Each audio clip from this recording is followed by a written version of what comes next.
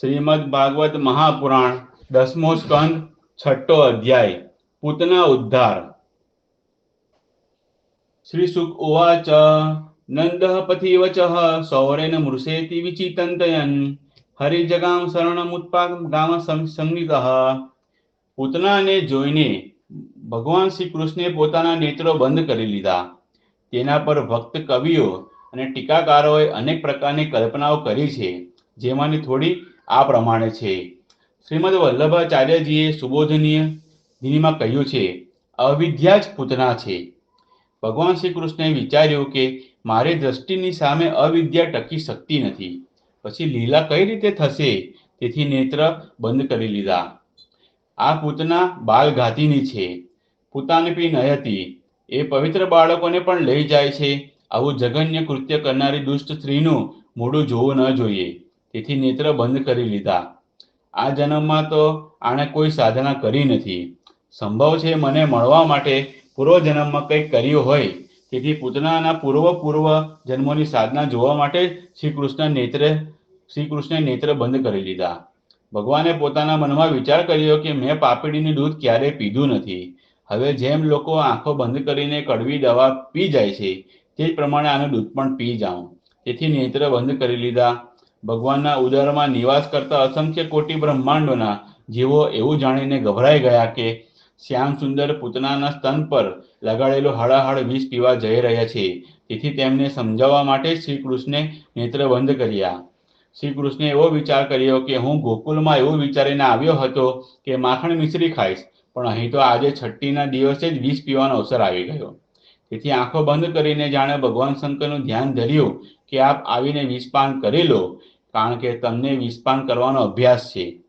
શ્રી કૃષ્ણની આંખોએ વિચાર કર્યો કે પરમ સ્વતંત્ર ઈશ્વર આ દુષ્ટાને સારી ખોટી ગમે તે ગતિ આપે, પરંતુ અમે બંને આને ચંદ્રમાર્ગ અથવા સૂર્યમાર્ગ બેમાંથી એક પણ નહીં આપીએ, તેથી તેમણે પોતાના દ્વાર બંધ કરી દીધા।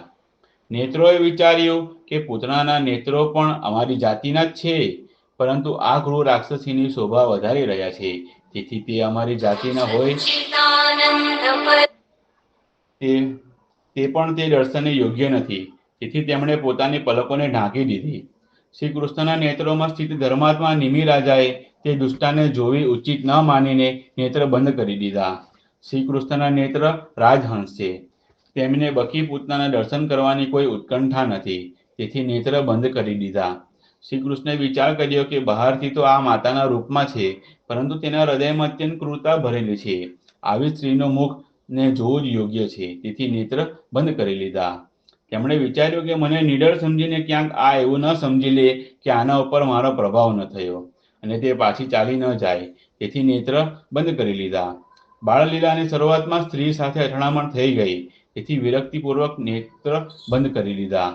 શ્રી કૃષ્ણના મનમાં એ વાત આવી કે કરુણા દ્રષ્ટિથી જોઈશ તો આને મારીશ કઈ રીતે, અને ઉગ્ર દ્રષ્ટિએ જોઈશ તો આ હમણાં જ ભસ્મ થઈ જશે। લીલાની સિદ્ધિ માટે નેત્ર બંધ કરી લેવા જ શ્રેષ્ઠ છે, તેથી નેત્ર બંધ કર્યા। આ ધાવ માતાનું રૂપ લઈને આવી છે, તેથી મારવી ઉચિત નથી, પરંતુ આ બીજા ગોપ બાળકોને મારશે તેનો આ વેશ જોયા વિના જ મારી નાખવી જોઈએ, તેથી નેત્ર બંધ કર્યા।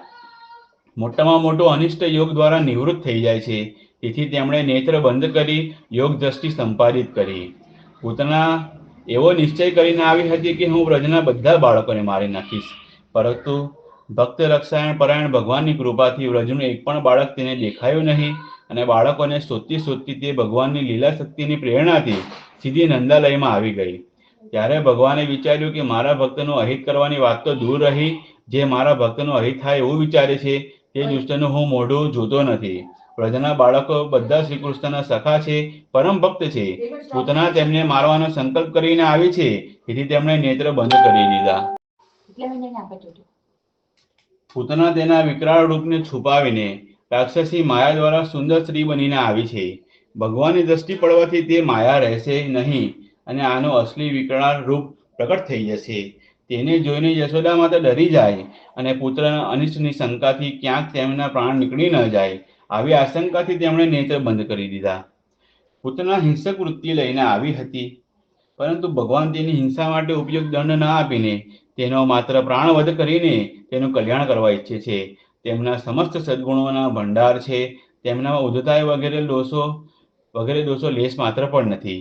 તેથી પૂતનાના કલ્યાણ માટે પણ તેનો પ્રાણવધ કરવામાં તેમને સંકોચ થતો હતો. તેથી તેમણે નેત્ર બંધ કરી દીધા.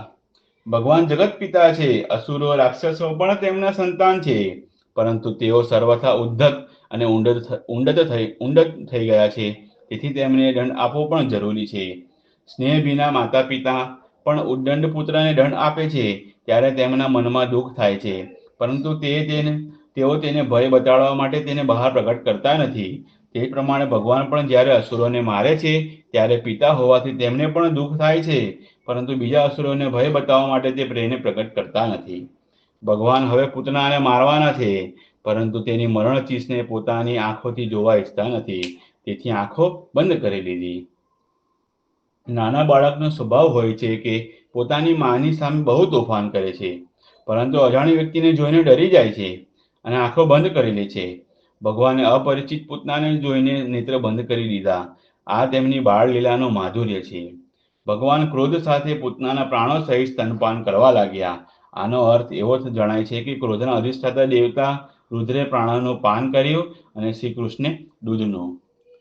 પૂતનાના વક્ષસ્થળ પર પીડા કરતા રહીને જાણે મનમાં કહી રહ્યા હતા, સ્તનધનસ્ત સ્તન એવ જીવિકા યત સ્તવ્યા જ સ્વયમાનને મમ મયા ચ પીતો મ્રિયતે યદી ત્વયા કિમ વા મમાગ સ્વયંમેવ કથ્યતામ.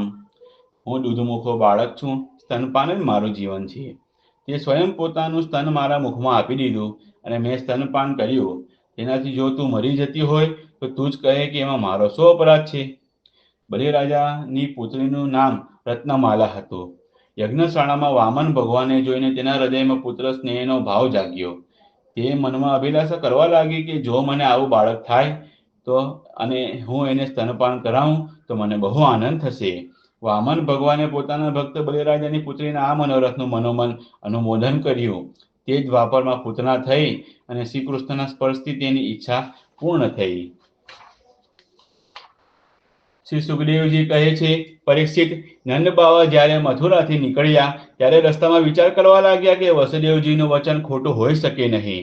તેથી તેમના મનમાં ઉત્પાત થવાની આશંકા થઈ ગઈ. ત્યારે ભગવાન જ રક્ષા કરશે એવો મનમાં નિશ્ચય કરીને તેઓ મનથી જ શ્રી હરિને શરણે ગયા. પૂતના નામની એક અત્યંત ક્રૂર રાક્ષસી હતી. તેનું એક જ કામ હતું બાળકોને મારી નાખવા. કંસની આજ્ઞાથી તે નગર, ગામ અને આહેરોની વસ્તીઓમાં બાળકોને મારવા માટે ફર્યા કરતી હતી.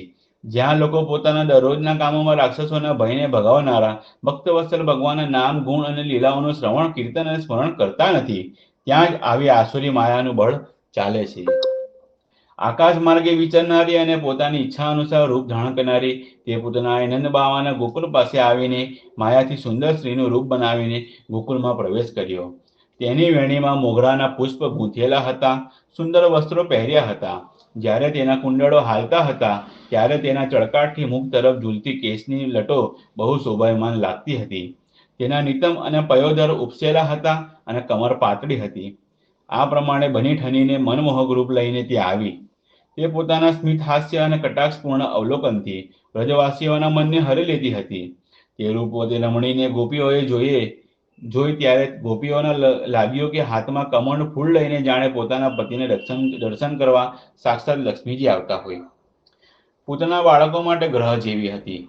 તે આમ તેમ બાળકોને શોધતી અનાયાસે જ નંદ બાવાના ઘરમાં ઘૂસી ગઈ. ત્યાં તેણે જોયું કે બાળક શ્રી કૃષ્ણ શૈયા પર સૂતેલા છે. પરીક્ષિત, ભગવાન શ્રી કૃષ્ણ દુષ્ટોના કાળ છે, પરંતુ જેમ અગ્નિ ભસ્મથી ઢંકાયેલો હોય તેમ ભગવાને પોતાના પ્રચંડ તેજને છુપાવી રાખ્યું હતું. ભગવાન શ્રી કૃષ્ણ ચર અચર બધા પ્રાણીઓના આત્મા છે. તેથી તેમણે તે જ ક્ષણે જાણી લીધું કે આ બાળકોને મારી નાખનારી પૂતના ગ્રહ છે અને તેમણે પોતાના નેત્રો બંધ કરી લીધા. જેમ કોઈ માણસ ભ્રમવશ ભૂલથી સૂતેલા સાપને દોરડું સમજીને ઉઠાવી લે તે જ રીતે પોતાના કાળા રૂપ ભગવાન શ્રી કૃષ્ણને પૂતનાએ પોતાના ખોળામાં ઉઠાવી લીધા. મખમલની મ્યાનમાં છુપાયેલી ધારદાર તલવાર જેવું પૂતનાનું હૃદય તો બહુ દુષ્ટ હતું, પરંતુ ઉપરથી તે બહુ જ મધુર અને સુંદર વ્યવહાર કરી રહી હતી. જોવામાં તે એક સંસ્કારી સ્ત્રી જેવી દેખાતી હતી. તેથી રોહિણી અને યશોદાજી તેને ઘરની અંદર આવેલી જોઈને પણ તેની સુંદરતાથી અંજાઈ ગયા. તેથી તેને અટકાવી નહીં, ચૂપચાપ ઊભા ઊભા જોઈ રહ્યા. આ બાજુ ભયંકર રાક્ષસ પૂતનાએ બાળક શ્રી કૃષ્ણને પોતાના ખોળામાં લઈને તેના મુખમાં પોતાનું સ્તન આપી દીધું, જેમાં અતિ ભયંકર અને કોઈ પણ રીતે નિષ્ફળ ન જનારું વિષ લગાડેલું હતું. ભગવાને ક્રોધને પોતાનો મિત્ર બનાવ્યો અને બંને હાથથી પૂતનાના સ્તનોને જોરથી દબાવીને તેના પ્રાણોની સાથે તેનું દૂધ પીવા લાગ્યા. તેઓ તેનું દૂધ પીવા લાગ્યા અને તેમનો મિત્ર ક્રોધ પૂતનાના પ્રાણ પીવા લાગ્યો. હવે તો પૂતનાના પ્રાણોમાં આશયભૂત બધા મર્મસ્થાન ફાટવા લાગ્યા. તે ચીસો પાડવા લાગી, અરે છોડી દે, છોડી દે, હવે બસ કર. તે વારંવાર પોતાના હાથ પગ પછાડતી રોવા લાગી. તેની આંખો ફાટી ગઈ, તેનું આખું શરીર પસીનાથી લથપથ થઈ ગયું. તેની ચીસોનો વેગ બહુ ભયંકર હતો. તેનો પ્રભાવથી પર્વતો સાથે પૃથ્વી અને ગ્રહોની સાથે અંતરિક્ષ ડગમગી ગયું. સાથે પાતાળ અને દિશાઓ ગાજી ઉઠી. ઘણા લોકો વજ્રપાતની આશંકાથી જમીન પર પડી ગયા. પરીક્ષિત, આ પ્રમાણે નિશાચરી પૂતનાના સ્તનોમાં એટલી પીડા થઈ કે તે પોતાને છુપાવી ન શકી. તે તેના અસલી રાક્ષસી રૂપમાં પ્રગટ થઈ ગઈ. તેના શરીરમાંથી પ્રાણ નીકળી ગયા, મોઢું ફાટી ગયું, વાળ વિખરાઈ ગયા અને હાથ પગ પહોળા થઈ ગયા. જેમ ઇન્દ્રના વજ્રથી ઘાયલ થઈને વૃત્રાસુર પડ્યો હતો તે પ્રમાણે તે ગોકુલની બહાર આવીને પડી. રાજેન્દ્ર, પુત્રના વિકરાળ શરીરે પડતા પડતા પણ 6 કોષની અંદરના વૃક્ષોનો કચરાધાણ વાળી નાખ્યો. આ અત્યંત અદ્ભુત ઘટના થઈ. પૂતનાનો દેહ બહુ બિહામણો હતો. તેનું મોઢું હળ જેવી ઉગ્ર દાઢોવાળું, નાગ પર્વતોની ગુફા જેવું અને સ્તન પર્વતની ગબડી પડેલી મોટી 2 શિલાઓ જેવા હતા. તેના લાલ લાલ વાળ ચારે બાજુ વિખરાઈ રહ્યા હતા. આંખો અંધારિયા કુવા જેવી ઊંડી હતી. બંને નિતમ નદીના કિનારા જેવા ભયંકર હતા. બંને બાહુઓ સાથળો અને પગ બાંધેલી પાળ જેવા અને પેટે પાણી વિનાના સરોવર જેવું હતું. પૂતનાના તે શરીરને જોઈને બધા જ ગોવાળો અને ગોપીઓ ડરી ગયા. તેની ભયંકર બૂમો ચીસો સાંભળીને તેમના હૃદય, કાન અને માથા તો પહેલેથી જ ફાટી ગયા હોય એવા થઈ ગયા હતા. જ્યારે ગોપીઓએ જોયું કે બાળક શ્રી કૃષ્ણ તેની છાતી પર નિર્ભય થઈને રમી રહ્યા છે, ત્યારે તે બહુ જ ગભરાઈને ઉતાવળે ત્યાં પહોંચી ગઈ અને શ્રી કૃષ્ણને ઉઠાવી લીધા. આ પછી યશોદા અને રોહિણીજીની સાથે ગોપીઓએ બાળક શ્રી કૃષ્ણની ઉપર ગાયનું પૂંછડું ફેરવવું વગેરે ઉપાયોથી બધા પ્રકારે તેમની રક્ષા કરી. તેમણે પહેલા બાળક શ્રી કૃષ્ણને ગૌમૂત્રથી સ્નાન કરાવ્યું, પછી બધા શરીર પર ગાયની રજ લગાડી અને પછી 12 અંગોમાં ગાયનું ગોબર લગાડી ભગવાનના કેશવ વગેરે નામોથી રક્ષા કરી. ત્યાર પછી ગોપીઓએ આચમન કરીને અજ વગેરે 11 બીજ મંત્રોથી પોતાના શરીરમાં અલગ અલગ અંગન્યાસ અને કરન્યાસ કર્યો અને પછી બાળકોના અંગોમાં બીજન્યાસ કર્યો. તેઓ કહેવા લાગી, અજન્મા ભગવાન, તારા ચરણોની રક્ષા કરો. મણિમાન ઘૂંટણોની, યજ્ઞપુરુષ સાથળોની, અચ્યુત ભગવાન કમરની, હયગ્રીવ ભગવાન પેટની, કેશવ હૃદયની, ઈક્ષ વક્ષસ્થળની, સૂર્ય કંઠની, વિષ્ણુ ભુજાઓની, ઉરુક્રમ મુખની અને ઈશ્વર મસ્તકની રક્ષા કરો. ચક્રધર ભગવાન તારી રક્ષા કરતા આગળ રહે.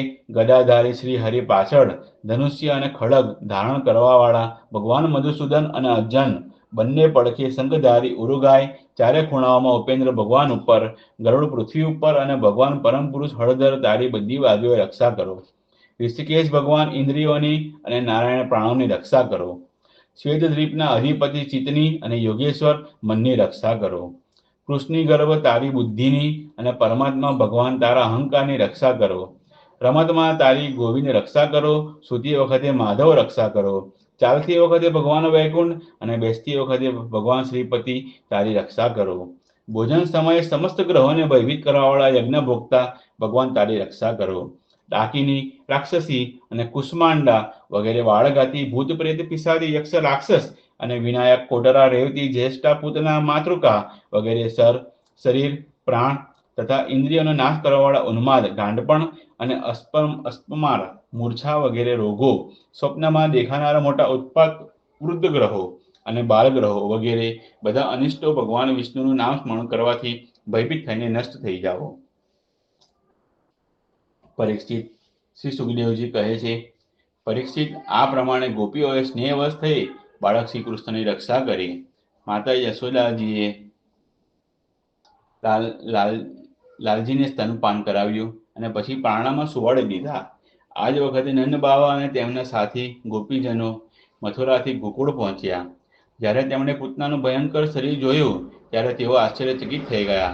તેઓ કહેવા લાગ્યા, આ તો ઘણા આશ્ચર્યની વાત છે. ખરેખર વસુદેવના રૂપમાં કોઈ ઋષિએ જ જન્મ લીધો છે, અથવા સંભવ છે કે વસુદેવજી પૂર્વજન્મમાં કોઈ યોગેશ્વર રહ્યા હોય, કેમ કે તેમણે જેવું કહ્યું હતું તેવો જ ઉત્પાત અહીં જોવામાં આવી રહ્યો છે. ત્યાં સુધી વ્રજવાસીઓએ પૂતનાના શરીરને કુહાડોથી કાપીને તેના ટુકડા કરીને ગોકુળથી દૂર લઈ જઈને ચિતા ઉપર મૂકી બાળી નાખ્યું. જ્યાં સુધી તેનું શરીર બળતું રહ્યું ત્યાં સુધી તેમાં અગરોના જેવો સુગંધી ધુમાડો નીકળતો હતો. કેમ ન નીકળે? ભગવાને એનું સ્તનપાન કર્યું હતું, તેથી તેના બધા પાપો તુરંત નષ્ટ થઈ ગયા હતા. પૂતના એક રાક્ષસી હતી. લોકોના બાળકોને મારી નાખવા અને તેમનું લોહી પી જવું એ જ તેનું કામ હતું. ભગવાને પણ મારી નાખવાના ઈરાદાથી જ તેને સ્તનપાન કરાવ્યું હતું. તેમ છતાં તેને તે પરમ ગતિ પ્રાપ્ત થઈ જે સત્પુરુષોને મળે છે. આ ભગવાનની કેવી કરુણા છે! આવી સ્થિતિમાં જે અનુરાગપૂર્વક પોતાના પ્રિય વસ્તુ અને તેમને પ્રિય લાગનારી વસ્તુ સમર્પિત કરે છે તેમને સદગતિ મળે તે વિશે તો કહેવું જ શું. ભગવાનના ચરણકમળની વંદના સર્વના વંદનીય બ્રહ્માજી અને શંકર વગેરે દેવતાઓ પણ કરે છે. તેઓ ભક્તોના હૃદયનું ધન છે. તે જ ચરણોથી ભગવાને પૂતનાનું શરીર દબાવીને તેનું સ્તનપાન કર્યું હતું. માન્યું કે એ રાક્ષસી હતી, પરંતુ તેને ઉત્તમમાં ઉત્તમ ગતિ જે માતાને મળવી જોઈએ પ્રાપ્ત થઈ. પછી જેમના સ્તનનું દૂધ ભગવાને બહુ પ્રેમથી પીધું તે ગાયો માતાઓની તો વાત જ શી કરવી. પરીક્ષિત, દેવકીનંદન ભગવાન મોક્ષ આદિ સર્વ પરમાર્થને આપવાવાળા છે. તેમણે વ્રજની ગોપીઓ અને ગાયોનું તે દૂધ જે ભગવાન પ્રત્યે પુત્ર ભાવ હોવાથી વાત્સલ્ય સ્નેહની અધિકતાને લીધે સ્વયં સ્રવતું રહેતું હતું, પેટ ભરીને પીધું છે. રાજન, તે ગાયો અને ગોપીઓ જે નિત્ય નિરંતર ભગવાન શ્રી કૃષ્ણને પોતાના પુત્રના રૂપમાં જોતી હતી તે પછી જન્મ મૃત્યુરૂપ સંસારના ચક્રમાં જ પડી શકતી નથી, કારણ કે આ સંસાર તો અજ્ઞાનને કારણે જ છે. નંદબાવાની સાથે આવેલા વ્રજવાસીઓના નાકમાં જ્યારે ચિતાના ધુમાડાની સુગંધ ગઈ ત્યારે આ શેની સુગંધ છે, ક્યાંથી આવી સરસ સુગંધ આવી રહી છે, એમ કહેતા તેઓ વ્રજમાં પહોંચ્યા. ત્યાં ગોપજનોએ તેમને પૂતના આવી ત્યારથી તે મરી ગઈ ત્યાં સુધીની સઘળી વાત કહી. તેઓ પૂતનાનું મૃત્યુ અને શ્રી કૃષ્ણનું કુશળતાપૂર્વક બચી જવું વગેરે વાત સાંભળીને ખૂબ વિસ્મિત થઈ ગયા. પરીક્ષિત, ઉદાસ શિરોમણી નંદબાવાએ મૃત્યુના મુખમાંથી બચી ગયેલા પોતાના લાલને ઉઠાવીને વારંવાર તેનું મસ્તક સૂંઘીને આનંદ પ્રાપ્ત કર્યો. આ પૂતના મોક્ષ ભગવાન શ્રી કૃષ્ણની અદ્ભુત બાળ લીલા છે. જે મનુષ્ય શ્રદ્ધા સાથે આનું શ્રવણ કરે છે તેને ભગવાન શ્રી કૃષ્ણ પ્રત્યે પ્રેમ પ્રાપ્ત થાય છે.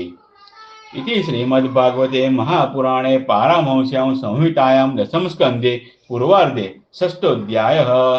10મા સ્કંદના પૂર્વાર્ધ અંતર્ગત 6ઠ્ઠો અધ્યાય સમાપ્ત. બોલો શ્રી કૃષ્ણ કનૈયા લાલ કી જય.